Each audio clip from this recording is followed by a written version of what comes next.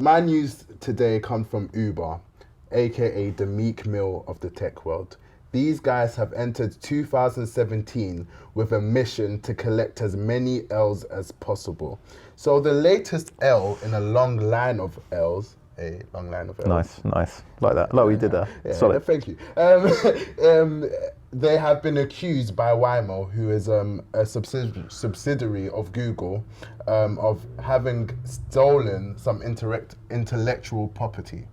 So they have been accused of grand theft intel. Basically, like they've been accused of ghostwriting is what's going on here, right? They're getting Quentin Millard in this thing. Millard. So basically, Waymo have accused Uber of stealing some intellectual property that have been used for their driverless car solutions. Wait, who the fuck are Waymo? Waymo are Google's self-driverless car division.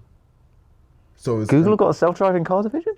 Come on. That's news to me, man. I didn't know they had that. News? You know what, yeah. That's news. Let's take a step back and do the news on that being a thing. And then we can like jump into this. So basically, Waymo was just a Google. It started off being a Google company, yeah? It was part of Google. They were doing some research into driverless car technology. Then recently, they decided to roll it all out as its own company. So it just came out of Google as its own company. There was a guy there who worked called Anthony Lewandowski, and he was the guy who allegedly downloaded a lot of information about the codes, etc., from Waymo, and then took it to Uber. So now Uber have been accused of having this same code in their driverless car scheme at the moment. So this is complicated, right? Because didn't Google invest in Uber?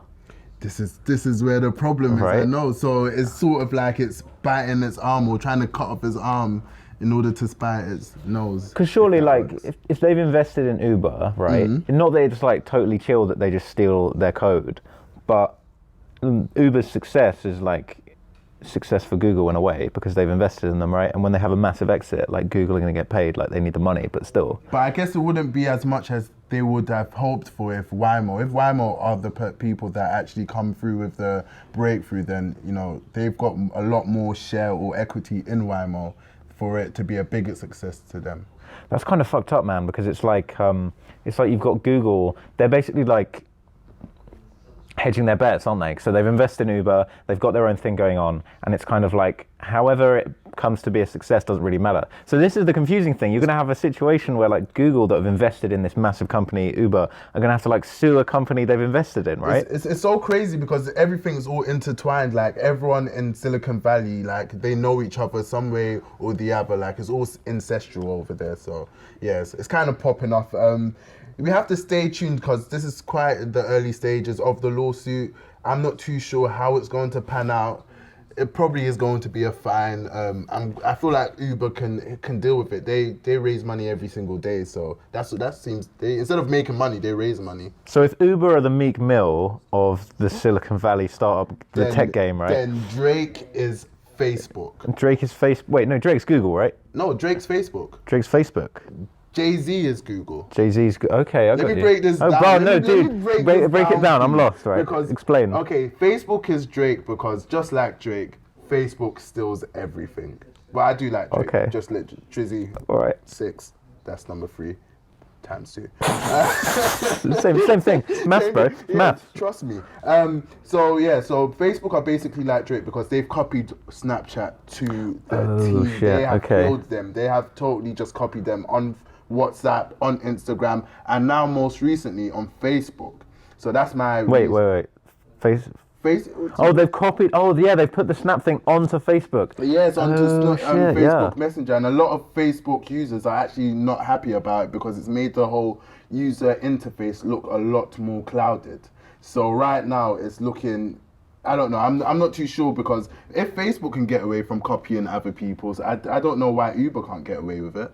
It's just that I think Mark Zuckerberg seems like a likable character, so people don't, scrutinize it as much. But they're doing the exact same thing as Uber, so I'm not too happy with that. So they, like Facebook, have really gotten away with it so far, right? Because they have essentially been able to just completely. So they bought Instagram, right? So they didn't even need to copy that, but it was looking like they were going to have some sort of service that was really similar to Snapchat. But it's almost like they've just, rather than create something new, they have literally just stolen it and put it into Instagram. But I think that's a mistake, because Instagram is its own thing.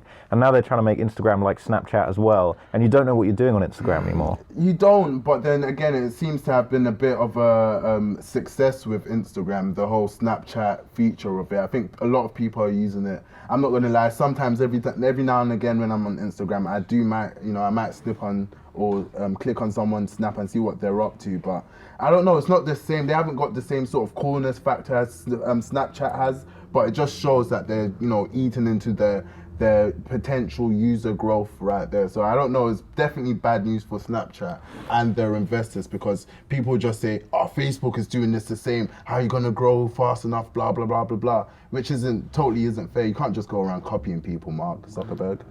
Well, you know what? It's interesting, right? Because I think the only reason that Instagram's like stories thing isn't going to take off is just because these snaps that disappear that were like, obviously the most innovative way to send dick pics in our present day time. For driving forward the dick pic industry in huge new ways, right? Wait, do you use Snapchat to send your dick pics? What better medium is there to send your dick pics? That's all I'll say. I will neither confirm. Polaroid pictures. I'm a traditional type. In the post, Royal Mail, second class, and that second class 2-day delivery. Let away. Anticipation. It's all about the next day delivery, bro. It's got to be next day delivery. That's signed for. I got you a little package to sign for, girl. I got something. Is it? But anyway, what I'm trying to say is, right, the reason why it's so important is because on Snapchat, you know why you're on Snap, right? Except if you're trying to send some saucy pics on Instagram, you accidentally hit the wrong thing, and then suddenly it's on your wall, straight on the timeline. Yeah, they haven't thought that through. But yeah, I get what you mean by, Snapchat is a dedicated photo disappearance sort of app, whereas Facebook or Instagram, they do a lot of different things, and they do risk confusing their users, which it seems has happened with Facebook Messenger, even with WhatsApp, like WhatsApp Messenger, when they've done the whole snap thing. I don't know how to use it. Dude. It's so complicated. I can't see my contacts anymore. Nope. Like, it's just, I'm not happy with it. So WhatsApp, please take off that snap feature. We don't need it on WhatsApp. We just want to speak to our side girls in peace. Yeah, man. Like, someone's got to look out for the side girls. If we don't, who will? No, literally no one. That's why they're a side girl. No one looking out for you. Peak. Anyway. What